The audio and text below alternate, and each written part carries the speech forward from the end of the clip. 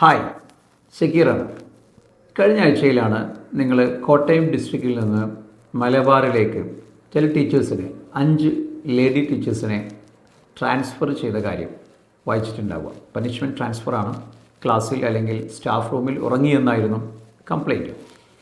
So നമ്മൾ ഈ ഒരു കേരളത്തിൽ പ്രത്യേകിച്ചും പൊതുവിദ്യാഭ്യാസ സമ്പ്രദായത്തിൽ ഇങ്ങനെയുള്ള ടീച്ചേഴ്സിനെതിരെയുള്ള ആക്ഷൻസൊക്കെ വളരെ കുറവായതുകൊണ്ട് തന്നെ 2 രീതിയിലുള്ള റിയാക്ഷൻസാണ് നമ്മുടെ സമൂഹത്തിൽ നിന്ന് വന്നത്.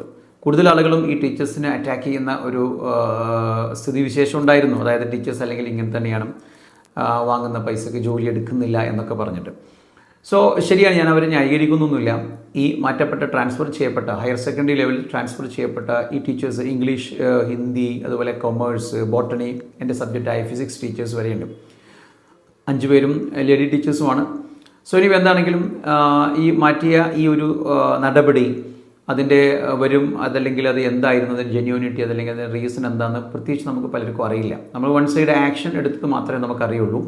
കുട്ടികൾ കംപ്ലയിൻറ്റ് ചെയ്തു എന്നാണ്, പിന്നെ വിദ്യാഭ്യാസ കമ്മിറ്റി ഇടപെട്ടിട്ട് ഒരു തീരുമാനം എടുത്തു എന്നാണ് നമ്മൾ അറിഞ്ഞത്. ടീച്ചേഴ്സിൻ്റെ സൈഡിൽ നിന്നുള്ള അവരുടെ റിയാക്ഷൻസ് ഒന്നും നമ്മളിതുവരെ കേട്ടിട്ടില്ല. പക്ഷേ ഞാനിതിനെക്കുറിച്ച് എൻ്റെ ഒരു ഫ്രണ്ട് സർക്കിളിൽ, പ്രത്യേകിച്ചും അവിടെയുള്ള കോട്ടയത്തുള്ള എൻ്റെ ടീച്ചേഴ്സുമായി ബന്ധപ്പെട്ട് നമുക്ക് ചെയ്യാൻ പറ്റുന്ന രീതിയിലൊക്കെ ഒരു അന്വേഷണം നടത്തിയപ്പോൾ 100% ഈ ടീച്ചേഴ്സിനെ നമുക്കിതിൽ കുറ്റപ്പെടുത്താൻ പറ്റില്ല.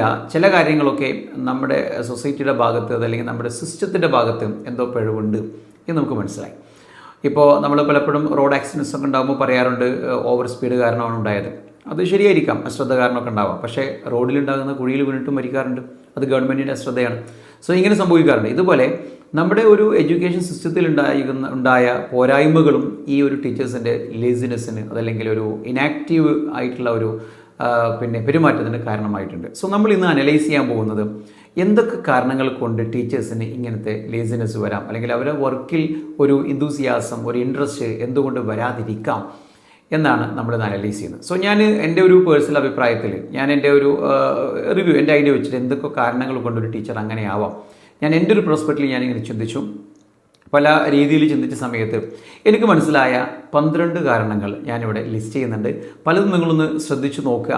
നമുക്ക് ഈ ഒരു പ്രശ്നം നമ്മുടെ ജീവിതത്തിൽ ഒരിക്കലും വരാതിരിക്കാൻ നമ്മൾ ശ്രദ്ധിക്കുക. ടീച്ചേഴ്സാണ്, നമുക്കെതിരെ ഇങ്ങനെ ആക്ഷൻ വരാൻ പാടില്ല. അത് പ്രൈവറ്റ്, ഗവൺമെൻറ്, എയ്ഡഡ് മേഖലയിൽ പ്രവർത്തിക്കുന്ന ആരുമായിക്കോട്ടെ, നമ്മൾ നല്ല ടീച്ചർ ആവണമെന്നാണ് നമ്മൾ ആഗ്രഹിക്കുന്നത്. പ്രത്യേകിച്ച് നമുക്കെതിരെ ആക്ഷനൊക്കെ വരുമ്പോൾ, പ്രത്യേകിച്ച് ടീച്ചേഴ്സിൻ്റെ പേരൊക്കെ വെച്ചിട്ടായിരുന്നു ന്യൂസ് ഉണ്ടായിരുന്നത്. വളരെ ഖേദകരമായ കാര്യമാണ്. നമുക്കിങ്ങനത്തെ ഒരു കാര്യം വരാതിരിക്കണമെങ്കിൽ ഈ പറയാൻ പോകുന്ന 12 കാര്യങ്ങളോ ഇനി അതിലധികമോ നിങ്ങൾക്ക് തോന്നുന്നുണ്ടെങ്കിൽ ഒരിക്കലും നമ്മുടെ ടീച്ചിങ് കരിയറിന് ഒരു ബ്ലാക്ക് മാർക്ക് ഉണ്ടാവാൻ നമ്മൾ സമ്മതിക്കരുത്. ഓക്കെ, നമുക്ക് ലിസ്റ്റ് ചെയ്യാം. ഒന്നാമത്തെ കാര്യം, ലാർജ് ക്ലാസ് സൈസ്. ഒരു ഹയർ സെക്കൻഡറി ലെവലിൽ 50 കുട്ടികളെ അക്കോമഡേറ്റ് ചെയ്യണമെന്നാണ് നമ്മുടെ ബേസിക് റൂളെങ്കിലും അത് എപ്പോഴോ ഒരു 20% വർദ്ധിപ്പിച്ച് 60 ആകുന്നു. പിന്നെ മാർജിനൽ ഇൻക്രിമെൻ്റ് എന്ന് പറഞ്ഞിട്ട് 65 വരെ ആകുന്നു. എനിക്ക് തോന്നുന്നു ചിലപ്പോൾ അതിലധികമുള്ള കുട്ടികളുണ്ടോ എന്ന് സംശയമുണ്ട്. സോ ഇത്രയും ഒരു ഓവർ ക്രൗഡഡ് ആയ ക്ലാസ്സിൽ 65 കുട്ടികൾ ഇരിക്കുന്ന ഒരു ക്ലാസ്സിൽ, അത് പ്രത്യേകിച്ച് മുതിർന്ന കുട്ടികളാണ്, ഡിസിപ്ലിൻ തന്നെ വളരെ ബുദ്ധിമുട്ടാണ്. കുട്ടികൾ ക്രോസ് ടോക്ക് ഒരുപാടുണ്ടാവും. ചെറിയ ക്ലാസ്സിലെ കുട്ടികളെ പോലെ ഭീഷണിപ്പെടുത്തിയിട്ട് ക്ലാസ് ഇരുത്താൻ നമുക്ക് പറ്റില്ല. സ്വാഭാവികമായിട്ടും കുട്ടികൾ പലരും അൺഅറ്റൻഡഡ് ആയിരിക്കും. ഇതിനിടയിലാണ് സബ്ജക്റ്റ് നമ്മൾ ഡെലിവറി ചെയ്യേണ്ടത്. സോ സ്വാഭാവികമായിട്ടും കാലങ്ങളോളം ഇങ്ങനെ ഒരു പ്രശ്നം നേരിട്ട ടീച്ചർ ചിലപ്പോൾ എന്താവാം, ഡിസപ്പോയിൻറ്റഡ് ആവാം. അതുകൊണ്ട് കൂടെ ചിലപ്പോൾ ഇൻട്രസ്റ്റ് നഷ്ടപ്പെട്ടതാവാം. സോ നമ്മൾ ഗവൺമെൻറ് സിസ്റ്റം ശ്രദ്ധിക്കേണ്ടത്, ഒരിക്കലും നമുക്ക് പുതിയ ബാച്ചുകൾ അനുവദിക്കുന്ന സമയത്ത് സാമ്പത്തിക ബാധ്യത വരുമോ എന്ന് വിചാരിച്ചിട്ട്, അതായത് കൂടുതൽ റിസൾട്ടുകൾ ഉണ്ടാക്കിയതിൻ്റെ ഫലമായിരിക്കാം ഇത്. അപ്പോൾ അങ്ങനെയാണെങ്കിൽ ആ കൂടുതൽ റിസൾട്ട് വെറുതെ ആളുകളെ പാസ്സാക്കി വിടുന്ന സമ്പ്രദായം നമ്മളൊന്ന് റീചെക്ക് ചെയ്യണം. എന്താണെങ്കിലും ക്ലാസ് റൂമുകളിൽ 50 മേലേക്ക് കുട്ടികൾ ഇരിക്കുക എന്ന് പറഞ്ഞാൽ, മുതിർന്ന കുട്ടികളെ നമുക്ക് ആ ഒരു ക്ലാസ് റൂം ഇൻഫ്രാസ്ട്രക്ചർ വെച്ച് ബുദ്ധിമുട്ടായിരിക്കാം. ഞങ്ങൾ പ്രൈവറ്റ് സ്ഥാപനങ്ങൾ പലപ്പോഴും 100 അതിന് മുകളിലോ കുട്ടികൾ ഇരുന്ന് നമ്മൾ പഠിപ്പിക്കാറുണ്ട്. പക്ഷേ അത് ചിലപ്പോൾ ഒരു 3 ക്ലാസ് ആയിരിക്കാം, അതിന് അത്രയും സ്പേസ് ഉണ്ടായിരിക്കാം.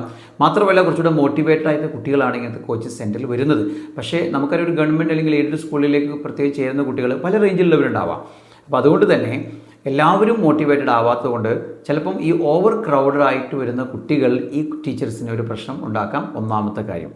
രണ്ടാമത്തെ കാര്യം, ലാക്ക് ഓഫ് മോട്ടിവേഷൻ.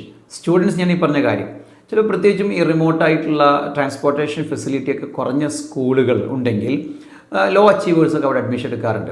അപ്പോൾ സ്വാഭാവികമായിട്ടും ഇവരുടെ പെർഫോമൻസ് വളരെ കുറവായിരിക്കും. ഇവർ അത്ര പഠിക്കണം എന്നുള്ളൊരു മോട്ടിവേഷനൊന്നും ഉണ്ടാവില്ല. അവർ വേറെ കുറേ ആക്ടിവിറ്റീസിലൊക്കെ ഇൻവോൾവ് ആയിരിക്കും. ടീച്ചർ ക്ലാസ് എടുക്കുന്ന സമയത്ത് വേറെ എന്തെങ്കിലും കാര്യങ്ങൾക്ക് ശ്രദ്ധ കാണിച്ചുകൊണ്ടിരിക്കും. സോ ടീച്ചർ 1-2 പ്രാവശ്യമൊക്കെ പറഞ്ഞിട്ടുണ്ടാവാം. പിന്നെ നമുക്ക് ഇതുകൊണ്ടൊന്നും ശരിയാവില്ല തോന്നുകയാണെങ്കിൽ അവർ ഡിസപ്പോയിൻറ്റഡ് ആവാം. അപ്പം ഇതുകൊണ്ടും, അപ്പോൾ കുട്ടികളുടെ ഒരു ലാക്ക് ഓഫ് മോട്ടിവേഷൻ ഉള്ളതുകൊണ്ട് ടീച്ചറും ഒരു മോട്ടിവേഷൻ ലെവലിൽ നിന്ന് പോകാം. ഇതും എനിക്ക് തോന്നിയ ഒരു കാരണമാണ്. അപ്പോൾ ഒരിക്കലും നമ്മൾ പറയാറുണ്ട് ഇങ്ങനെ മോട്ടിവേഷൻ ഇല്ലാത്ത സ്റ്റുഡൻസ് ആണെന്ന് വിചാരിച്ച് നമ്മൾ ഡ്രോപ്പ് ചെയ്യരുത്. അവരെ മോട്ടിവേറ്റ് ചെയ്തുകൊണ്ട് നമ്മൾ അപ്ലിഫ്റ്റ് ചെയ്യാൻ പറ്റണം. മാക്സിമം ടീച്ചേഴ്സ് അങ്ങനെ ചെയ്യുന്നുണ്ട്, ഞാൻ എല്ലാവരും കുറ്റപ്പെടുത്തുന്നില്ല. സോ ചില ആളുകൾക്ക് ചിലപ്പോൾ ഒന്നോ അതിലധികമോ ഇങ്ങനത്തെ പ്രശ്നങ്ങളുള്ളത് കൊണ്ട് ചിലപ്പോൾ ശ്രദ്ധിക്കാൻ പറ്റിയെന്ന് വരില്ല. എനിവേ ടീച്ചേഴ്സ് അൺമോട്ടിവേറ്റഡ് ആവാനുള്ള ഒരു കാരണം എനിക്ക് തോന്നിയത് സ്റ്റുഡൻസ് അൺമോട്ടിവേറ്റഡ് ആണ് എന്നുള്ളത് കൊണ്ട് തന്നെയാണ്. സോ അവരെ മോട്ടിവേറ്റ് ചെയ്യാൻ ബാക്കിയുള്ള ആളുകൾ ശ്രമിക്കുക, നമ്മളതേപോലത്തെ പ്രോഗ്രാമുകൾ നമ്മൾ ഉൾക്കൊള്ളിക്കുക എന്നുള്ളതൊക്കെയാണ് നമുക്ക് പറയാൻ പറ്റുന്ന കാര്യം. സോ മൂന്നാമതായിട്ട് എനിക്ക് വരുന്നത് ഹെവി ഓവർലോഡ്. ടീച്ചേഴ്സ് ടീച്ചിങ് നടത്തുക, പഠിപ്പിക്കുക എന്നുള്ളതിനപ്പുറം ഒത്തിരി ഡ്യൂട്ടീസ് നമുക്കുണ്ട്. പ്രത്യേകിച്ചും ഹയർ സെക്കൻഡറി ക്ലാസ്സുകളിലാണെങ്കിൽ നമുക്കറിയാം കൃത്യമായിട്ട് ഓഫീസ് സ്റ്റാഫുകളൊന്നും അവിടെ ഇല്ല. പലപ്പോഴും പ്രിൻസിപ്പൾമാരാണ് ഇതിൻ്റെ ഡ്യൂട്ടിയൊക്കെ ചെയ്തുകൊണ്ടിരിക്കുന്നത്. നേരെ മറിച്ച് നമുക്ക് ഒരു ഹൈസ്കൂളിലേക്കോ വരികയാണെങ്കിൽ നമുക്ക് ഇഷ്ടം പോലെ അതിനാവശ്യമായിട്ടുള്ള ജീവനക്കാരുണ്ടെന്നാണ് എനിക്ക് അറിവുള്ളത്. എന്നാൽ പ്ലസ് ടു ലെവലിൽ നമുക്ക് ഓഫീസ് ജീവനക്കാരൊന്നും ഇല്ലാത്തതുകൊണ്ട് തന്നെ ഇവരുടെ പല ആക്ടിവിറ്റീസും ടീച്ചേഴ്സ് ചെയ്യേണ്ടി വരുന്നുണ്ട്. അഡ്മിഷൻ നടക്കുന്ന സമയത്താണെങ്കിലും അതല്ലെങ്കിൽ എക്സാം ഡ്യൂട്ടി ആണെന്നുണ്ടെങ്കിലും ഇതിൻ്റെ അലോക്കേഷൻസ് ആണെങ്കിലും കുട്ടികളെ വേറെ കാര്യങ്ങൾക്ക് വേണ്ടി പ്രിപ്പയർ ചെയ്യാനാണെങ്കിലും ഇങ്ങനെ ഒരുപാട് ഓഫീസ് വർക്ക് ഉണ്ടായിരിക്കും, ക്ലറിക്കൽ വർക്ക് ഉണ്ടായിരിക്കും, സാലറി ബില്ല് കാര്യങ്ങൾ ശരിയാക്കാൻ വരെ ചിലപ്പോൾ ടീച്ചേഴ്സിന് ഇൻവോൾവ് ചെയ്യേണ്ടി വരും. നമുക്കറിയാം പ്രിൻസിപ്പളിന് പോലും ഇപ്പോൾ ടീച്ചിങ് നടത്തണം, അവേഴ്സ് കുറച്ച് കുറവാണെങ്കിലും ടീച്ചിങ് നടത്തണം. ഇതൊക്കെ ഇവർ ഒരുപാട് സ്ട്രെസ് ഉണ്ടാക്കുന്നുണ്ട്. സോ ഈ പറയുന്ന ഓവറായിട്ടുള്ള ആക്ടിവിറ്റീസ് അല്ലെങ്കിൽ ഹെവി വർക്ക് ലോഡ് ടീച്ചേഴ്സിനെ ഈ ടീച്ചിങ് പ്രോസസ്സിൽ നിന്ന് ഒത്തിരി ബാക്കിലേക്ക് ചിലപ്പം പിന്നോട്ട് വലിക്കാം. ഇതും ഒരു കാരണമായിട്ട് എനിക്ക് തോന്നിയതാണ്. നാലാമത്തെ കാര്യം ലാക്ക് ഓഫ് പ്രൊഫഷണൽ ട്രെയിനിങ്. അതായത് പ്രൊഫഷണൽ ട്രെയിനിങ് എന്ന് പറയുമ്പോൾ നമുക്കറിയാം ബി എഡും എം എഡും ഒക്കെ കഴിഞ്ഞ ആളുകളാണ് ടീച്ചേഴ്സായിട്ട് വരുന്നത്. ശരി, പക്ഷേ ഒരു ആപ്റ്റിറ്റ്യൂഡൊന്നും ഇല്ലാതെ, ടീച്ചിങ് ആപ്റ്റിറ്റ്യൂഡൊന്നും ഇല്ലാതെ വേറൊരു ജോലിയും കിട്ടിയില്ല. അപ്പോൾ ബി എഡ് എടുത്ത് ടീച്ചറാക്കി ആയേക്കാം. ഒരു PSC എക്സാം ഒക്കെ എഴുതാൻ കുറച്ച് കാലം ചിലപ്പോൾ അതിന് വേണ്ടി പ്രിപ്പയർ ചെയ്തിട്ടുണ്ടാവാം. പക്ഷേ ടീച്ചിങ് ഇവരുടെ ബ്ലഡിൽ ഒരിക്കലും ചിലപ്പോൾ ഉണ്ടാവില്ല. സോ അങ്ങനത്തെ ആളുകൾ കുറച്ചൊക്കെ ബുക്കിഷ് നോളജിൽ ഉപയോഗിച്ചുകൊണ്ട് PSC ക്ലിയർ ചെയ്തിട്ടുണ്ടാവാം. ചിലപ്പോൾ ബി എഡ് ചെയ്യുന്ന സമയത്ത് തന്നെ അവർക്ക് ഒരു മോട്ടിവേഷൻ ഒന്നും ഉണ്ടാവില്ല. സോ ഇനി ബി എഡ് ചെയ്യുന്നത് നമുക്കറിയാം, ഇപ്പോൾ റീസെൻ്റായിട്ട് പല ആളുകളും നമ്മുടെ തമിഴ്നാടൊക്കെ പോയിട്ട് എക്സാം മാത്രം എഴുതിയിട്ട് ബി എഡ് എം എഡ് ഒക്കെ നേടുന്ന ആളുകളുണ്ട്.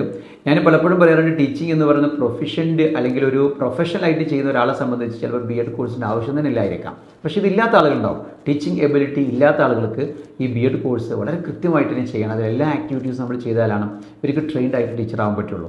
സോ ഇങ്ങനെ അവർ പ്രൊഫഷണൽ ട്രെയിനിങ് കിട്ടാത്തത് കൊണ്ട് ബി എഡ് അല്ലെങ്കിൽ എം എഡ് പ്രൊഫഷണലായിട്ട് ചെയ്യാത്തത് കൊണ്ട് സംഭവിച്ചതാവാം. അതല്ലെങ്കിൽ ഇൻ സർവീസ് ട്രെയിനിങ്ങുകൾ നമുക്ക് പ്രൊവൈഡ് ചെയ്യാത്തത് കൊണ്ടും സംഭവിക്കാം. സോ ടീച്ചേഴ്സ് ഓരോ വർഷം കഴിയുന്ന സമയത്ത് ഇങ്ങനെ എന്താ പറയുക, ഒരു ലാഗിങ് വരാം അവർക്ക് തന്നെ, അല്ലേ, ഒരു ഡിപ്രിസിയേഷൻ. അപ്പോൾ നമുക്ക് എന്ത് ചെയ്യാൻ പറ്റണം, ഇവർക്ക് പുതിയ ട്രെയിനിങ് ടെക്നിക്കുകളൊക്കെ പറഞ്ഞു കൊടുത്ത് ഇവരെ മോട്ടിവേറ്റ് ചെയ്ത് കൊണ്ടുവരാൻ പറ്റണം. ഇയർ ബൈ ഇയർ നമ്മുടെ അതോറിറ്റീസ് ഇത് സംഘടിപ്പിക്കുകയാണെങ്കിൽ ഒരു പരിധിവരെ ടീച്ചേഴ്സിന് നല്ലൊരു പ്രൊഫഷണൽ ട്രെയിനിങ് കിട്ടും. അപ്പോൾ അവർക്ക് നന്നായിട്ട് പെർഫോം ചെയ്യാൻ പറ്റും. ഓക്കെ, അഞ്ചാമത്തെ കാര്യം lack of professional equipments or aid. Supporting സിസ്റ്റങ്ങളൊന്നും തന്നെ ഇല്ലാത്ത പ്രശ്നം. ചിലപ്പോൾ ടീച്ചിങ് എയ്ഡ് കൃത്യമായിട്ട് ഗവൺമെൻറ് സ്കൂളുകളിലൊന്നും ചിലപ്പോൾ ഉണ്ടാവില്ല. അവർക്ക് ആവശ്യമുള്ള ടീച്ചിങ് എയ്ഡ് ഉണ്ടാവില്ല. വർക്കിംഗ് മോഡലും സ്റ്റീൽ മോഡലൊക്കെ ഇഷ്ടം പോലെ ഉണ്ടെങ്കിലാണ് പ്ലസ് ടു ലെവലിൽ കാര്യങ്ങൾ നമുക്ക് പഠിപ്പിക്കാൻ പറ്റുള്ളൂ. നമുക്കൊരു അൺഎയ്ഡഡ് സ്കൂളുകളിൽ നമുക്ക് എന്താ പറയുക, ഇൻട്രാക്ടിങ് പാനൽ ബോർഡ്സും അല്ലെങ്കിൽ ഇൻട്രാക്ടിങ് TV-കളും അല്ലെങ്കിൽ നമ്മുടെ സ്മാർട്ട് TV-കളൊക്കെ ഉണ്ടാകുമ്പോൾ പലപ്പോഴും ഗവൺമെൻറ് സ്കൂളുകളിൽ ചില സ്കൂളുകളിലെങ്കിലും ഇതിൻ്റെ ഒരു എന്താ പറയുക അവൈലബിലിറ്റി ഇല്ല. സോ അതുപോലെ ലാബ് സാമഗ്രികൾ, ലാബോറട്ടറി ചിലപ്പോൾ നല്ലപോലെ എക്യുപ്ഡ് ആവില്ല.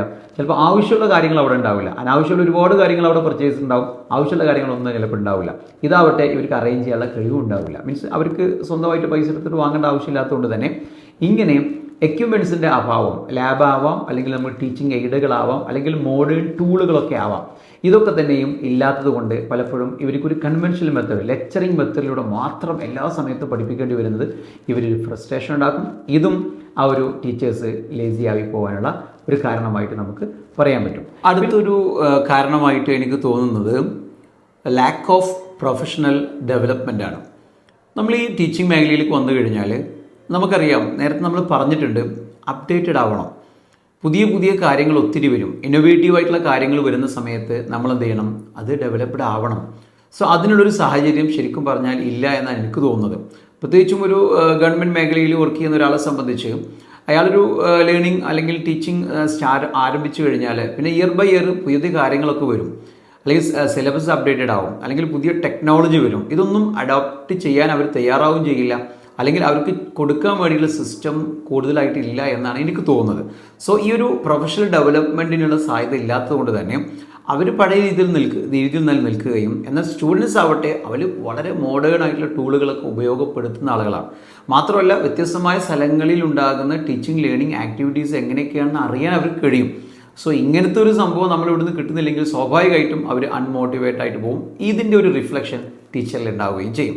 സോ ഈ ഒരു പ്രൊഫഷണൽ ഡെവലപ്മെൻറ്റിൻ്റെ എന്താ പറയുക ഇല്ലായ്മ അല്ലെങ്കിൽ അതിനുള്ള അവസരമില്ലായ്മ ഈ ഒരു കാരണം അല്ലെങ്കിൽ ഒരു ടീച്ചിങ് ലേസിനെസ്സിന് കാരണമായിട്ട് വരുന്നുണ്ടെന്നാണ് എനിക്ക് തോന്നുന്നത്. ദെൻ അടുത്തൊരു കാരണം എന്ന് പറയുന്നത് ലാക്ക് ഓഫ് കരിയർ ഡെവലപ്മെൻ്റ് ആണ്. നമുക്കൊരു ബാക്കിയുള്ള പല നമ്മുടെ ജോലിയിലും ഒരു പോലീസ് ആവുകയാണ്, അയാൾക്ക് പ്രൊമോഷൻ ഉണ്ട്, അല്ലെങ്കിൽ വേറെ എന്തെങ്കിലും ജോലിയിൽ വരികയാണെങ്കിൽ അയാൾക്ക് പ്രൊമോഷൻ ഉണ്ട്, പ്രൊമോഷൻ കിട്ടി അടുത്ത സ്റ്റേജിലേക്ക് എത്തി ഇന്നൊരു ലെവലിൽ അയാൾക്ക് റിട്ടയർമെൻറ്റ് കിട്ടുമെന്നൊരു പ്രതീക്ഷയിലാണ് പലരും ജോലി ചെയ്യുന്നത്.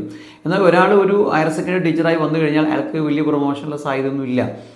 സോ അയാൾക്കൊരു ഗ്രേഡ് കൂടുന്നു അല്ലെങ്കിൽ സാലറി കൂടുന്നു എന്നുള്ളതിനപ്പുറം അയാളുടെ ഡെസിഗ്നേഷനിൽ യാതൊരുവിധ മാറ്റവും കാര്യമായിട്ടില്ല. ചിലപ്പം ആ സീനിയോറിറ്റി ഉപയോഗിച്ചു അല്ലെങ്കിൽ എത്തുന്ന സമയത്ത് ഒരു പ്രിൻസിപ്പൽ പോസ്റ്റ് കിട്ടിയാലായി. അതിൻ്റെ പേയ്മെൻറ്റിലൊന്നും വ്യത്യാസമില്ലാത്തതുകൊണ്ട് തന്നെ ഓവർലോഡ് ആയതുകൊണ്ട് തന്നെ ഇവർ അട്രാക്റ്റഡ് അല്ല.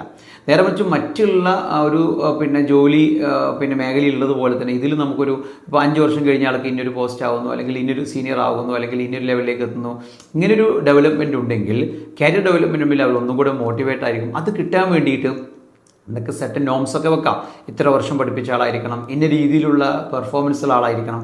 അങ്ങനെയാണെങ്കിൽ ഇവർ നല്ല രീതിയിൽ ടീച്ചറാവാൻ സാധ്യതയുണ്ട്. So lack of proper career ഡെവലപ്മെൻറ്റും ഇതിൻ്റെ കാരണമാണ് എന്നാണ് എനിക്ക് തോന്നുന്നത്. മറ്റൊരു കാരണം ലോ പേയ്മെൻ്റ് ആണ്. അങ്ങനെ പറയുന്ന സമയത്ത് ചില ആളുകൾ പറയും അങ്ങനെയോ ടീച്ചേഴ്സിനൊക്കെ നല്ല സാലറി ഉണ്ടല്ലോ എന്ന് പറയും. സോ എനിക്ക് തോന്നുന്നു കമ്പാരിറ്റീവ്ലി കോളേജിലൊക്കെ അത്യാവശ്യം നല്ല സാലറി ഉണ്ട്, പ്രൊഫസർമാർക്ക് സാലറി ഉണ്ട്. പക്ഷേ +2 ലെവലിലുള്ള സാലറി അവരുടെ വർക്ക് ലോഡിനെ കമ്പയർ ചെയ്യുമ്പോൾ കമ്പാരിറ്റീവ്ലി കുറവാണ് എന്നാണ് എനിക്ക് തോന്നുന്നത്. രണ്ടാമത്തെ കാരണം ഇതേ ആളുകൾ പ്രൈവറ്റ് സെഗ്മെൻറ്റിൽ പ്രവർത്തിക്കുകയാണെങ്കിൽ ഇപ്പോൾ ഞങ്ങളെപ്പോലെ കോച്ചിങ് ഫീൽഡിലൊക്കെ എൻട്രൻസ് കോച്ചിങ് ഫീൽഡൊക്കെ പ്രവർത്തിക്കുന്ന ആളുകൾക്ക് അവരിനാണ് പേയ്മെൻറ്റ് കിട്ടുന്നത്.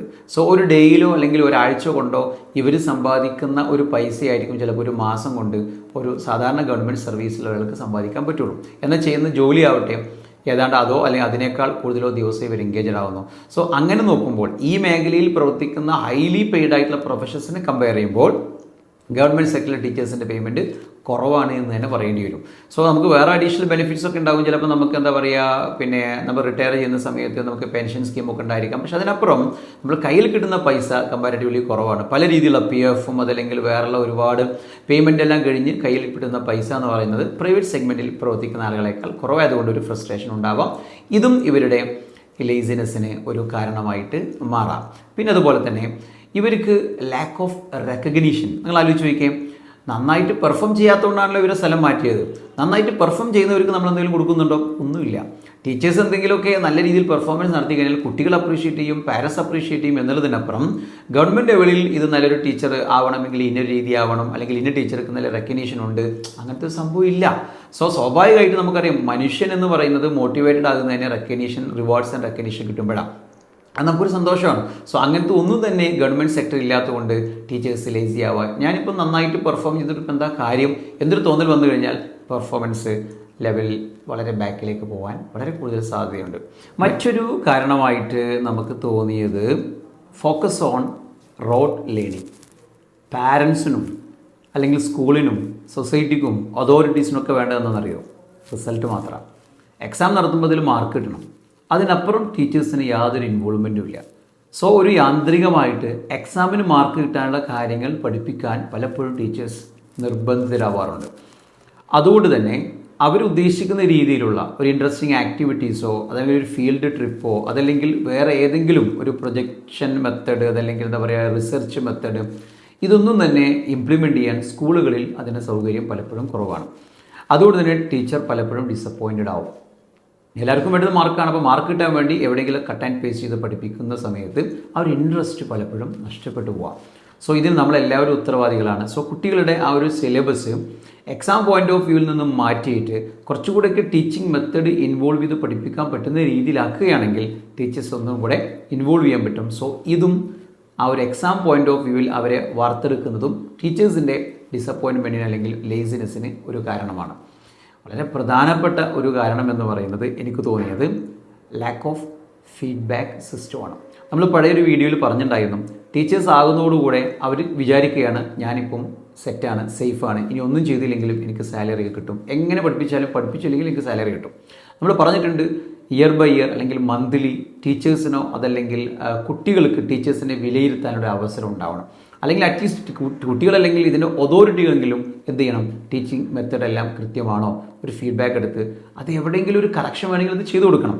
അപ്പോൾ ആ ഒരു ഫീഡ്ബാക്ക് സിസ്റ്റം നമ്മൾ ടീച്ചിങ് മേഖലയിൽ ഇല്ലാത്തതുകൊണ്ട് തന്നെ ടീച്ചേഴ്സ് പലപ്പോഴും എന്നെ ആരും വിലയിരുത്താനില്ല എന്ന് മനസ്സിലാക്കുന്നതോടുകൂടി, നമുക്കറിയാം എംപ്ലോയീസിൻ്റെയൊക്കെ പെർഫോമൻസ് ഏറ്റവും കൂടുതലാകുന്ന എപ്പോഴാണ്, അവരെ മോണിറ്റർ ചെയ്യാൻ ആരെങ്കിലും ഉണ്ടാകുന്ന സമയത്താണ്. നമ്മൾ എത്ര മോട്ടിവേറ്റ് ചെയ്ത് കൊണ്ടാലും ആരെങ്കിലും നമ്മൾ മോണിറ്റർ ചെയ്യാനുണ്ടെങ്കിൽ നമ്മൾ നന്നായിട്ട് പെർഫോം ചെയ്യും. ഇതൊരിക്കലും ഇല്ലാത്തതുകൊണ്ട് തന്നെ ടീച്ചേഴ്സ് ചിലപ്പം ലേസിയായി പോകുന്നുണ്ടാവാം. ഇനി ഏറ്റവും അവസാനത്തെ, നമ്മളൊക്കെ മനുഷ്യന്മാരാണ്, ഏറ്റവും അവസാനത്തെ കാര്യമായിട്ട് എനിക്ക് പറയാനുള്ളത് പേഴ്സണൽ പ്രോബ്ലംസാണ്. നമുക്ക് ഫാമിലിയുണ്ട്, പ്രത്യേകിച്ചും ഈ 5 പേരും ലേഡീസാണ്. അപ്പോൾ അവർക്ക് അവരുടെ കുടുംബവുമായി ബന്ധപ്പെട്ട കാര്യങ്ങളുണ്ടാവുക, അവരുടെ ഫാമിലിയിൽ ഉണ്ടാകുന്ന എന്തെങ്കിലുമൊക്കെ പ്രശ്നങ്ങളുണ്ടാവുക, നമുക്കൊന്നും അതിനെക്കുറിച്ച് നമുക്ക് അറിയുകയേ ചെയ്യില്ല. അവർക്കും ചെറിയ കുട്ടികളുണ്ടാവുക, കുട്ടികൾ ചിലപ്പോൾ അസുഖം ഉണ്ടാവുക, അവർ ചിലപ്പോൾ ഹോസ്പിറ്റലൈസ് ചെയ്തിട്ട് ചിലപ്പം ഉറങ്ങാൻ പറ്റാതെ ആയിരിക്കാം ചിലപ്പോൾ വന്നിട്ടുണ്ടാവുക. എനിക്കറിയില്ല ഇവർ ഫ്രീക്വൻ്റ് ആയിട്ട് ഉറങ്ങുന്നവരാണെന്നൊക്കെയാണ് പലരും പറഞ്ഞിട്ടുള്ളത്, എനിക്കറിയില്ല. പക്ഷേ ഇങ്ങനെ ഒക്കേഷന് ചിലപ്പോൾ സംഭവിക്കാം. അപ്പോൾ പേഴ്സണൽ ഇഷ്യൂസ് വല്ലതും വരുന്ന സമയത്ത് നമ്മളെ പെർഫോമൻസ് എന്താണെങ്കിലും കുറഞ്ഞു പോകും. ചിലപ്പോൾ നമ്മൾ പറയുന്ന ലീവ് എടുത്തൂടെ, ചിലപ്പോൾ അവർ ലീവ് എടുക്കാൻ ചിലപ്പോൾ ലീവ് ഉണ്ടാവില്ല, ചിലപ്പോൾ പെർമനൻ്റ് ആയിട്ട് ഇൽനെസ്സൊക്കെ ഉള്ള ടീച്ചേഴ്സൊക്കെ ചിലപ്പോൾ ഉണ്ടാവാം. ചിലപ്പോൾ ടീച്ചേഴ്സിനും ഇൽനെസ്സൊക്കെ ഉണ്ടെങ്കിൽ നമ്മൾ പലപ്പോഴും പറയും നമ്മളെ പേഴ്സണൽ ഇഷ്യൂസ് ഒന്നും ക്ലാസ് റൂമിൽ നമ്മൾ കാണിക്കരുത്. പക്ഷെ നമ്മൾ ഉള്ളിലുണ്ടാവും, നമ്മൾ വീട്ടിൽ ആരെങ്കിലും എന്തെങ്കിലുമൊക്കെ പ്രശ്നം ഉണ്ടാവുക, ആരെങ്കിലുമൊക്കെ മരണപ്പെട്ടിട്ടുണ്ടാവുക, നമ്മൾ കുട്ടികൾക്ക് അസുഖം വന്നു കഴിഞ്ഞാൽ, നമുക്ക് വേണ്ടപ്പെട്ട ഒരു അസുഖം വന്നു കഴിഞ്ഞാൽ, പ്രൊലോങ്ഡ് ആയിട്ടുള്ള ഇൽനെസ് നമ്മുടെ ഫാമിലിയിൽ എവിടെയെങ്കിലും ഉണ്ടെങ്കിൽ, സാമ്പത്തികമായ പ്രശ്നം ഉണ്ടെങ്കിൽ, ഇതൊക്കെ തന്നെയും നമ്മൾ ടീച്ചിങ്ങിനെ ബാധിച്ചേക്കാം. സോ ഇതും ഒരു കാരണമായിട്ട് ലേസിനെസ്സിന് കാരണം വരാം. ഞാനിപ്പോൾ 12 കാരണങ്ങൾ പറഞ്ഞു. ഇതിൽ ഒന്നിലധികമോ കാരണങ്ങൾ നിങ്ങൾക്ക് പലപ്പോഴും വന്നിട്ടുണ്ടെങ്കിൽ ബി കെയർഫുൾ. നിങ്ങൾക്ക് ഇത് റെക്ടിഫൈ ചെയ്യാൻ നിങ്ങൾ തന്നെ ഒരു മെത്തേഡിലേക്ക് ടീച്ചേഴ്സ് എല്ലാവരും വരിക. ഇനി എനിക്ക് ഇത് കൺക്ലൂഡ് ചെയ്യാൻ പോവുകയാണ്. ബിഫോർ ദാറ്റ് എനിക്ക് വ്യക്തമായ പൊളിറ്റിക്സൊക്കെ ഉണ്ട്, പക്ഷേ ഇവിടെ ഞാൻ പറയാൻ പോകുന്നത് പൊളിറ്റിക്സ് അല്ല. ഈ ടീച്ചേഴ്സ് 5 പേരും എനിക്ക് 100% പറയാൻ പറ്റും, ഇവർ ഒരു പൊളിറ്റിക്കലി പോളറൈസ്ഡ് ആയ ആളുകളായിരിക്കാം ഒരു പക്ഷേ. അതായത് ഭരണപക്ഷത്തുള്ള അധ്യാപക സംഘടനയിൽപ്പെട്ട ആളുകളായിരുന്നെങ്കിൽ ഒരു പക്ഷേ ഇവരെ പ്രൊട്ടക്റ്റ് ചെയ്യപ്പെട്ടേ. നമുക്കറിയാം ഇതിലും വലിയ തെണ്ടിത്തരം ചെയ്ത ആളുകൾ ഇപ്പോഴും സർവീസിലുണ്ട്. എക്സാമിന് എന്താ പറയുക, PSC എക്സാമിന് കോപ്പി അടിക്കാൻ പോകുന്ന ആളുകൾ, അതല്ലെങ്കിൽ പോലീസിൽ കയറാൻ പോകുന്ന ആളുകൾ, പല സർവീസിൽ കയറി കോപ്പി അടിച്ച് പാസ്സായി വന്ന ആളുകളൊക്കെ നമ്മൾ സർവീസിലുണ്ട്. അതല്ലെങ്കിൽ ഇതിലും വലിയ കാര്യങ്ങൾ, ഇപ്പം പോലീസ് ലെവലിലേക്ക് നമ്മൾ ചില ആളുകൾ ഉരുട്ടിക്കൊലയൊക്കെ ചെയ്ത ആളുകൾ ഉണ്ടായിരിക്കാം. ഇങ്ങനത്തെ ആളുകളൊക്കെ ഇപ്പോഴും സർവീസിൽ തുടരുന്നുണ്ട്. അതിലും വലുതൊന്നല്ല ഇവർ ചെയ്ത കാര്യം, ഉറങ്ങുക എന്ന് പറയും. ഞാനവർ ന്യായീകരിക്കുകയല്ല, പക്ഷേ ഇവർക്ക് പൊളിറ്റിക്കൽ സപ്പോർട്ട് ഇല്ലാത്ത ആളുകളായിരിക്കും ഈ 5 പേരും എന്നാണ് ഞാൻ അത് അന്വേഷിച്ചിട്ടൊന്നുമില്ല, പക്ഷേ നിങ്ങൾ അന്വേഷിച്ചാൽ നിങ്ങൾക്ക് മനസ്സിലാവും മിക്കവാറും അതായിരിക്കാം. സോ ഈ പൊളിറ്റിക്കൽ ബയാസ്ഡ് ആയിട്ടുള്ള ഒരു കാരണം കൂടെ ഇതിന് പിന്നിലുണ്ടാകുമെന്നാണ് എനിക്ക് തോന്നുന്നത്. അപ്പോൾ നിങ്ങൾ ഈ എല്ലാ കാരണങ്ങളും കേട്ടിട്ട് ഇതിലെ പൊളിറ്റിക്കൽ ഇൻവോൾവ്മെൻറ്റ് ഉണ്ടായിട്ടുണ്ടെങ്കിൽ, അത് നമ്മുടെ ഈ ടീച്ചേഴ്സിന് എതിരെ അല്ലെങ്കിൽ എടുത്ത ഒരു ആക്ഷനിൽ പൊളിറ്റിക്കൽ ഇൻവോൾവ്മെൻറ്റ് ഉണ്ടായിട്ടുണ്ടെങ്കിൽ അത് നീതി അല്ല എന്നാണ് ഞാൻ വിശ്വസിക്കുന്നത്. എനിഹൗ ആ ടീച്ചേഴ്സ് 100% കറക്റ്റാണെന്നൊന്നും എനിക്ക് വിശ്വാസമില്ല. അങ്ങനെ തന്നെയാണ് എൻ്റെ ഫ്രണ്ട്സ് പലരും ഷെയർ ചെയ്തതും. ഇവർക്ക് മുൻപേ ഇതിന് ഒരു ചില വാർണിംഗ് എല്ലാം കൊടുത്തിരുന്നു. അപ്പോൾ അവരുടെ റിയാക്ഷൻസ് അത്ര ആക്സെപ്റ്റ്, നമുക്കറിയാം പലപ്പോഴും നമുക്ക് തെറ്റ് വന്നു കഴിഞ്ഞാൽ അത് ആക്സെപ്റ്റ് ചെയ്യുക എന്നുള്ളത് ഒരു സാമാന്യമായിട്ടുള്ള കാര്യമാണ്. അത് ചെയ്യാതെ വീണ്ടും മുന്നോട്ട് പോവുകയാണ് ചെയ്തത്. പലപ്പോഴും നമ്മൾ ഈ ഒരു പല വീഡിയോയിൽ നമ്മൾ പറഞ്ഞിട്ടുണ്ട്, പലപ്പോഴും നമ്മൾ എംപ്ലോയീസിനൊക്കെ എടുക്കുന്ന സമയത്ത് കൃത്യമായിട്ടുള്ളൊരു ഫീഡ്ബാക്ക് സിസ്റ്റം ഉണ്ടായിരുന്നെങ്കിൽ ഇതിനൊന്നും ഇടവരില്ലായിരുന്നു. സോ അത്തരം ഫീഡ്ബാക്ക് സിസ്റ്റങ്ങൾ നമ്മുടെ എഡ്യൂക്കേഷൻ സിസ്റ്റത്തിൽ വേണം എന്നുള്ളതിനെ ഊട്ടി ഉറപ്പിക്കുന്ന ചില കാര്യങ്ങളാണ് ഇപ്പം നടന്നത്. എന്നാണെങ്കിലും ഇത്തരത്തിലുള്ള ഇനി ആക്ഷൻസ് വരും എന്ന പേടിയിലും ഭയത്തിൽ പല ടീച്ചേഴ്സും വിജിലൻ്റാണ്, വളരെ നന്നായിട്ട് ക്ലാസ് എടുക്കാൻ തുടങ്ങിയിട്ടുണ്ടെന്നാണ് സ്റ്റുഡൻസൊക്കെ പറഞ്ഞത്. സോ നിങ്ങൾക്ക് അത്തരത്തിലുള്ള എക്സ്പീരിയൻസ് ഒക്കെ ഉണ്ടെങ്കിൽ നിങ്ങൾ കമൻറ്റ് ചെയ്യുക. ഇതുപോലത്തെ എന്തെങ്കിലുമൊക്കെ ടീച്ചേഴ്സിനെതിരെ എന്തെങ്കിലുമൊക്കെ ആക്ഷൻ വേണമെന്ന് സ്റ്റുഡൻസ് തോന്നുകയാണെങ്കിൽ നിങ്ങളും ഇത് കമൻറ്റ് ചെയ്യുക. സോ പബ്ലിക് കാണും എന്ന രീതിയിൽ, അല്ലെങ്കിൽ അങ്ങനത്തെ ഒരു എന്താ പറയുക മടിയുള്ളത് കൊണ്ടോ ഭയമുള്ളത് കൊണ്ടോ ടീച്ചേഴ്സ് എല്ലാം നന്നാവട്ടെ, അല്ലെങ്കിൽ നന്നാവണം. നമ്മുടെ എഡ്യൂക്കേഷൻ സിസ്റ്റം നമ്പർ 1 സിസ്റ്റം ആവാനും അതിലുള്ള ഔട്ട്പുട്ട് വളരെ നല്ല രീതിയിലേക്ക് വരാനും വേണ്ടിയിട്ടുള്ള എല്ലാ ശ്രമങ്ങളുടെയും ഒരു ഭാഗമാണ് നമ്മളെല്ലാവരും ഒത്തൊരുമിച്ച് പോവുക എന്ന് പറയുന്നത്. സോ ഇനിയും ഇത്തരത്തിലുള്ള സംഭവങ്ങൾ ആവർത്തിക്കാതിരിക്കട്ടെ, ടീച്ചേഴ്സിൻ്റെ ഡിഗ്നിറ്റി നഷ്ടപ്പെടുന്ന രീതിയിൽ ടീച്ചേഴ്സ് ആരും പെരുമാറാതിരിക്കട്ടെ, സൊസൈറ്റിക്ക് നമ്മുടെ ടീച്ചേഴ്സിൽ ഉണ്ടാകുന്ന ട്രസ്റ്റ് അതുപോലെ നിലനിർത്താൻ കഴിയട്ടെ എന്ന് ആശംസിച്ചുകൊണ്ട് ഇനിയും വിദ്യാഭ്യാസപരമായിട്ടുള്ള മറ്റൊരു വീഡിയോയുമായി നമുക്ക് വീണ്ടും കാണാം. അതുവരേക്കും നന്ദി, നമസ്കാരം.